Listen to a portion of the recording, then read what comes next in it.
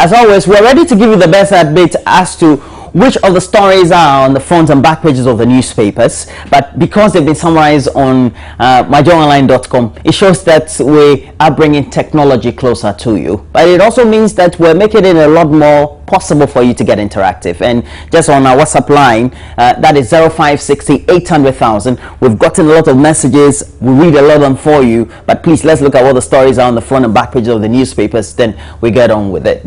We have on the front page of the graphic, Afoko's petition dismissed by National Council of NPP. And it says that the National Council of the New Patriotic Party on Thursday, they dismissed the petition filed by the party's suspended national chairman, Paul Afoko, against the constitutional breaches leading to his very suspension. Government budget to tackle politics of power. And according to what the intro of the story from the Daily Graphic is, good times are looming after years of economic challenges, with government trying to steer its way through years of wasting power cuts, devastating floods, inflation soaring to 17.4% in October, ballooning public debts, and claims of unprecedented political and business corruption. We also have taxi driver kills varsity student girlfriend. We know that the student is a student of the University of Professional Studies, Legon, and this happened 3 days ago, I believe. The gentleman was revived, even though he attempted killing himself. And you get a lot more update, not only on myjoyonline.com, but also in the Daily Graphic. On the front page of the Daily Guide, we have NPP vote out Afoko, and that has been widely reiterated and also rebroadcast across the media platforms on this very channel and other allied channels on the multi-TV bouquet. We also have boyfriend stamps UPSA students, and apparently the lady is a level 300 banking and finance student of the University of Professional Studies, Accra. We also have on the front page of the Ghanaian Times, we haven't seen it in a while, IGP warns political activists, and the acting Inspector General of Police, John Kudalo, has warned that his administration will not compromise with any criminality from supporters of any political party. National Council endorses Afoko suspension, and Ghana UK exchange prisoners. And this one is interesting because it says Ghana has signed a prisoner transfer agreement with the United Kingdom to enable the exchange of prisoners between the two countries. Okay, so it means that if you commit crime in the UK, the government of Ghana can request for you to be extradited to Ghana to either come serve your sentence in our prisons here. You can imagine, you committed a crime in the UK. I believe their prisons are better. You come to Insawam, you face a lot more. Moving from Insawam will take you to Ho, from Ho to Winneba to some Obebre. We have front page of the General Telegraph has the leading story: NPP chairman escapes attack. And it says credible report available to the General Telegraph indicates that the Ododo constituency chairman of the New Patriotic Party, Raymond Tete, was this week rescued by police from mob attack by angry party supporters. His own party members trying to attack him. See how that goes. I shall resist attempts to perpetuate any illegality in the NPP. I don't know how Sami Crab, who is the third or the second national vice chairperson of the NPP, will take it.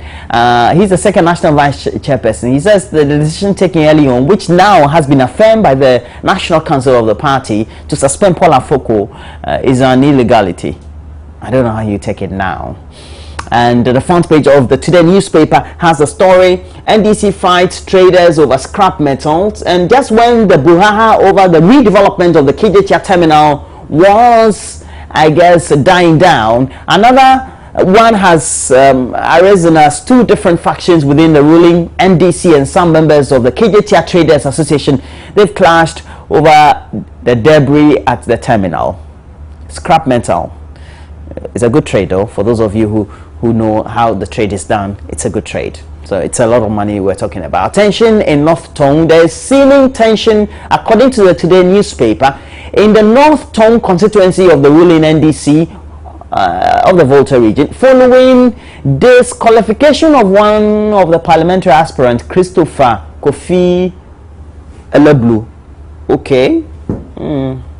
That's how serious it can get. And this is an investigative piece by the Today newspaper. The front page of the Business and Financial Times, Tekba to tax more, contain spending.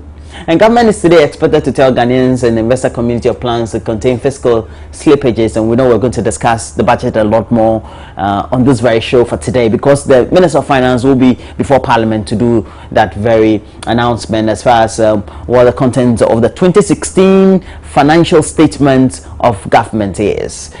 Don't tax capital gains. That's the managing director of the Ghana Stock Exchange, Kofi Amwa, saying he will be disappointed if the finance minister introduced taxes on capital gains in the 2016 budget to be presented to Parliament today. Budget 2016 must offer hope to SMEs, and that's coming from the acting chief executive officer of Global Access Savings and Loans, Enoch Donko, who is saying he is expecting the 2016 budget statement to be delivered Friday to address some of the pressing concerns of SMEs, as small and medium scale enterprises, as cost of credit and power supply becomes a lot more difficult for them to access.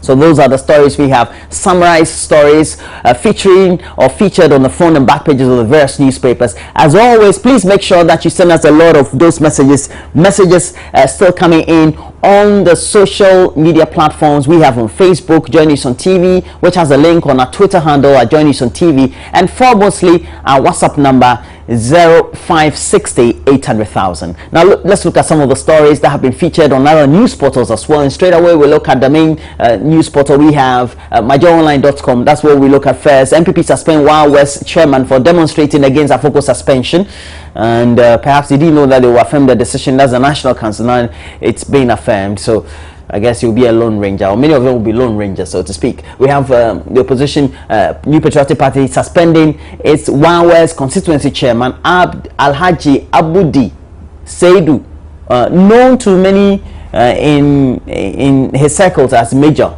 That is an alliance with immediate effect. And the action follows a petition to the party's Upper West Regional Executives by a party member who has been named as Adama Mahamoud Mumuni. And Mr. Mumuni had alleged that the chairman, Dr. Seidu, mobilized people and participated in a demonstration against the suspension of the party's national chairman, Paul Afoko, by the National Executive Committee and the National Executive Council of the party. We'll see how that goes as far as this very brouhaha is concerned, because now that the National Council has made a decision on it, it means that for all those who are against the suspension of Paul Afoko, what then do they say next? So it will get a lot more interesting as the day go by. We look at the main portal of cityfmonline.com, and we have Setekba present 2016 upbeat budget today. Paul Afoko suspension upheld after crucial vote. Charge judges who refuse announced bribe for misconduct. And we have Ghanaian ISIS recruits greet Facebook friends with joy. Tariff increment, don't be insensitive. That's the TDC to PURC. That's the Tema District Council of Labour, not the Tema Development Corporation. We also have election 2016. NDC targets 79% votes for Mahama in Upper West region. Parliament makes U-turn on Ebola vaccination. Even though they've made a U-turn, still we're not part of the countries that will be participating in the Ebola vaccination. So that's how it gets a lot more interesting as far as we're concerned. And you have other stories there on the news portal. Nusa Ability rejected as presidential candidate as FIFA, and we know that he's one of two, including Michel Platini, or including one of the sheikhs, so to speak, who have been rejected by the disciplinary committee of FIFA to stand as FIFA president come January, so to speak. But what's going to happen to the UEFA football chief, that's Michel Platini, is because he's been suspended for 3 months. If that elapses and then they tend to clear him, well, it means that he will get to be eligible to contest that very position as FIFA president. And this gentleman, Musa Beliti, is the current chairman or president of the Football Association for Liberia. So that's how it gets interesting. He said he was clean, but when they ran his records through the disciplinary conduct and quotes and benchmarks of the disciplinary committee of FIFA, he failed, I guess, woefully many of the tests.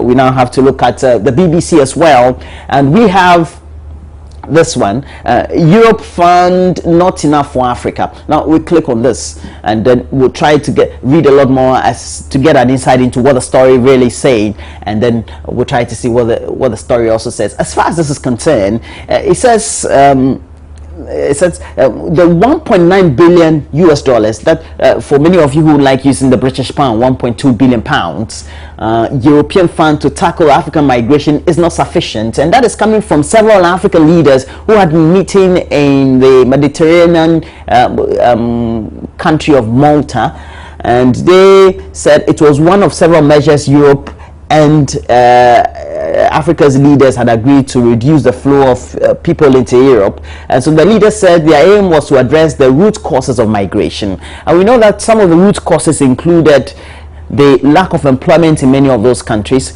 the instability being experienced as far as peace is concerned in many of those countries, and also the ability of the economies to grow, to cater for the teeming, growing youth in those countries. And so many of them have found that, well, they can't prosper adequately in those countries, and so the best place for them is to seek greener pastures. And so they take the tortuous or the tortuous journey through the seas, through the Mediterranean, after going through the desert into Europe, many of them illegally, and so we have thousands, if not hundreds of them who die trying to make that very journey from the Mediterranean or crossing the Mediterranean from the desert land. So it's a lot more interesting as we look at it. And so while Somalia's Prime Minister Omar Shamak told the BBC what Africa needs today is not charity but investment, the EU Council President Donald Tusk said the summit had agreed a long list of very concrete actions to be implemented by the close of next year, 2016. So that's how it gets interesting for many of the African leaders who went to that very summit to find some amicable resolution to the current difficulties that the European continent is facing as far as the influx of migrants from Africa through the Mediterranean, a lot more into their countries. And we know that currently Poland, with a new government in place or a new party that has just won election, they've taken a tough stance on this very subject, and this also has been widely reported by the international media. So we'll bring you a lot more updates on this very subject, including, again, I have to say that the finance minister is reading the budget before parliamentarians today. So we'll bring you a lot more updates as far as that is concerned. You have a concern, that is Wan Al-Hassan Idrisu. He says the message is coming from Akachi North District, the real NDC Youth for Justice. Okay, that's what you call yourself. And the executives, the constituency are following the current MP campaign for him, indicating the DC, which is against the law of the party. And we wrote the petition.